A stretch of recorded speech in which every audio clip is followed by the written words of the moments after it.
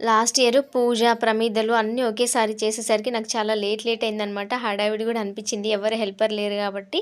So, అందుకే నేనైతే ముందు చేసుకుంటున్నాను. So, welcome back to my channel Vani Mallesh 18.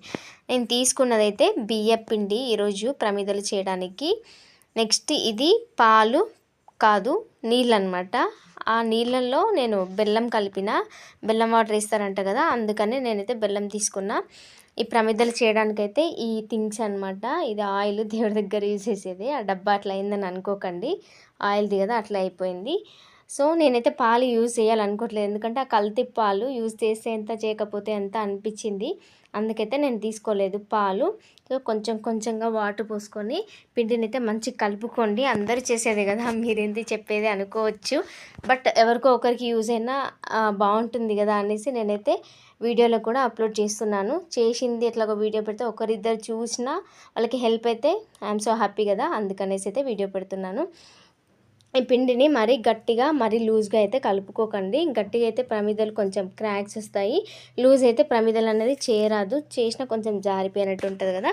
So, ఫైనల్గా చిన్న చిన్న బాల్స్ అయితే చేసేసుకోండి. నేను ఫస్ట్ ఇట్లా 4 చేసినా కానీ ఈ 4 ఇట్లా పెద్ద బాల్ అయిపోయిందనమాట. ఈ ప్రమిదకి ఎక్కువ అయిపోతుంది పిండి, అందుకే మళ్ళీ నేను కొంచెం కొంచెం తీస్తున్నాను. సో, నాకైతే ఫైనల్గా కొంచెం ఎక్కువ ప్రమిదలు అయితే అయిపోయాయి. ఇవి ఎక్కువైనాయా నాకు తక్కువైనాయా క్వాంటిటీ కూడా నేను లాస్ట్లో చెప్తాను.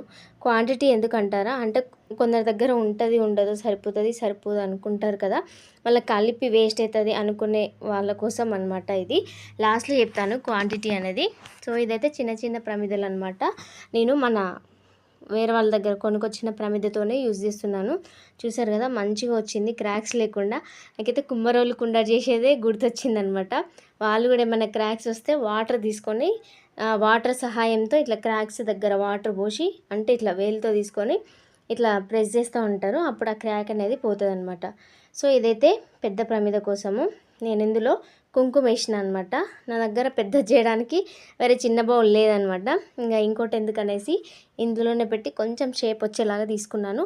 సో, పెద్దదానికి ఎట్లున్నాయి ఇంకా అనిపించింది నాకు, ఎందుకంటే ఆల్రెడీ మనము 365 ఒత్తులు ముందే తడుపు పెట్టుకుంటాం కదా, జస్ట్ ఇందులో పోసి దాని మీద వాటర్ పోయడమే, ఆయిల్ పోయడమే కదా. సో, అప్పటికప్పుడు అయితే ఇది సరిపోతుంది అనిపించింది నాకు, మరి అంత లోతుగా ఇట్లా ఏం లేదు. సో, ఫైనల్గా అయితే ఇట్లా చేసుకున్నాను ప్రమిదలు. సో, వీడియో నచ్చితే ఖచ్చితంగా ఒక లైక్ ఇవ్వండి, ఛానల్ కూడా సబ్స్క్రైబ్ చేసుకోండి. ఎవరికైనా హెల్ప్ఫుల్ అవుతుంది అనేసి ఇది పెట్టిన అనమాట. రేపు కార్తీక పౌర్ణమి కదా, ఖచ్చితంగా యూజ్ అవుతుంది అనేసి నేను ఇప్పటికిప్పుడు ఈ వీడియో అయితే అప్లోడ్ చేస్తున్నాను.